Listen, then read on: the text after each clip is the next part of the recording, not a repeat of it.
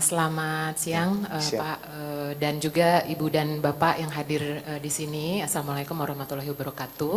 Mungkin yang ingin saya sampaikan dari Injourney sebagai ekosistem pariwisata. Nah, mungkin cukup ditayangkan aja dulu videonya. Kalau boleh, nanti saya akan sampaikan lagi explanation-nya. Boleh videonya Mas diputar untuk videonya.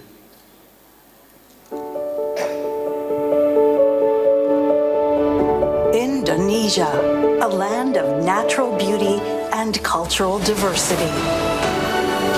We are building a new tourism ecosystem, integrating all our assets from airport and cargo services, tourist destination development, heritage and attraction management, hotels, retail management, to international events and our creative industries. We work together in synergy to elevate Indonesia's world-class destinations and bring Indonesia's hospitality to the world. On the horizon, the finest international medical facilities are being prepared in a newly designated Health and Wellness Special Economic Zone in Sanur. Injourney has become the locomotive of Indonesia's economic revival, accelerating the development of 5 new priority tourist destinations, elevating Indonesia's tourism and creating immense economic impact for the nation. This is the power of synergy. This is the beauty of Indonesia.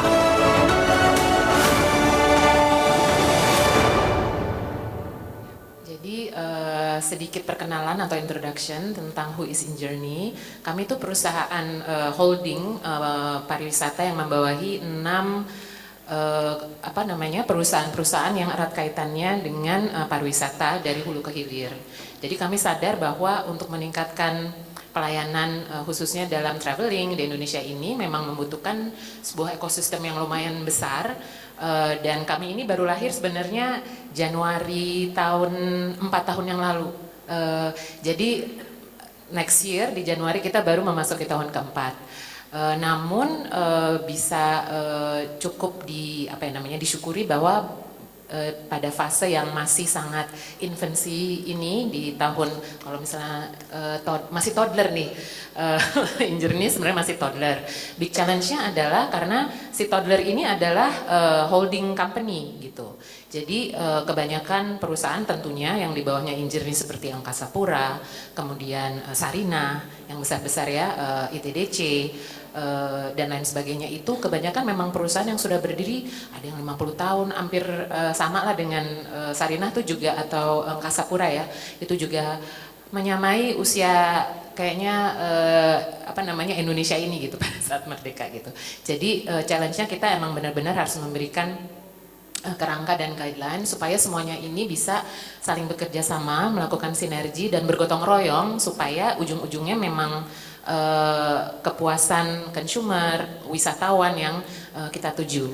Kembali ke customer management ini ya, kalau saya lihat di industri pariwisata terjadi pergeseran, kalau dari sisi consumer ya Pak ya, terjadi pergeseran mindset dari traveling, especially di young youth, Gen Z gitu ya. Kalau milenial agak-agak sama lah sama saya, Gen X gitu.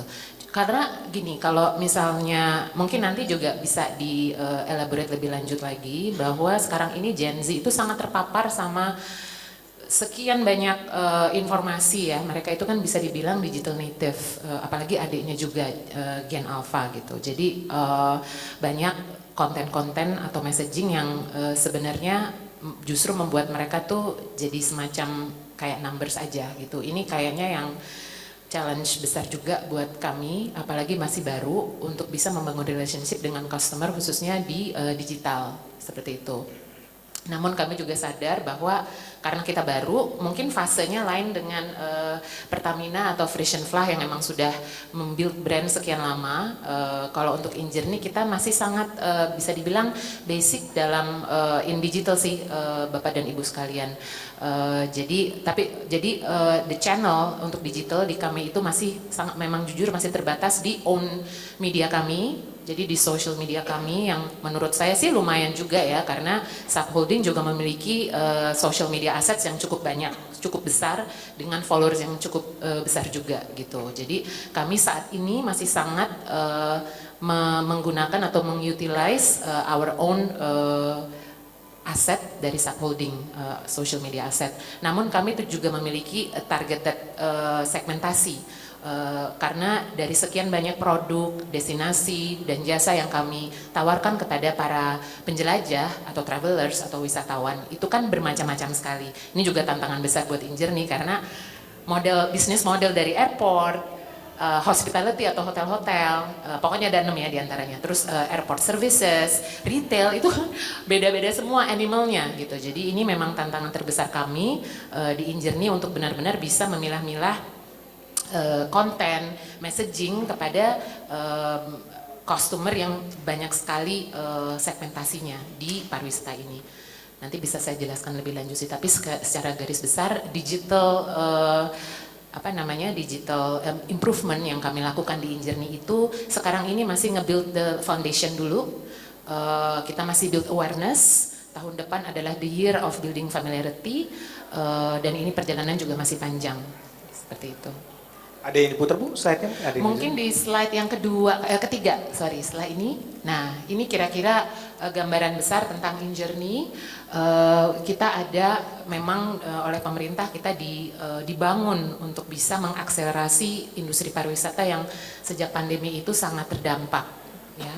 Pariwisata itu sangat terdampak, jadi kita didirikan kira-kira itu tadi sekitar 4 tahun yang lalu dengan visi untuk bisa menjadi pemersatu, memberikan sinergi atau membuat satu ekosistem pariwisata di antara 6 holding ini.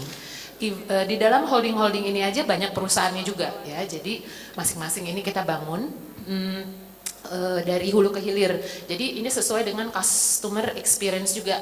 Perjalanan customer atau pengunjung pada saat mereka berwisata, mulai dari airport, kemudian mereka masuk di airport, ada pelayanan-pelayanan di airport seperti lounge, concierge service, kemudian habis itu mereka mungkin begitu sampai atraksi atau destinasi yang ingin mereka kunjungi, disitulah InJourney Destination masuk.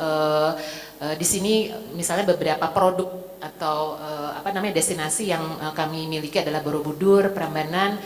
Sebenarnya Bu Intan di sini tuh bukan teman baru saya, ini udah lumayan lama kita suka ketemu karena beliau adalah former CEO juga dari TMII gitu ya. Jadi saya senang banget ketemu Bu Intan di sini, dan juga terakhir candinya adalah Ratu Boko. Kemudian InJourney Tourism Development Corporation ini anggap aja sebagai property developernya pariwisata.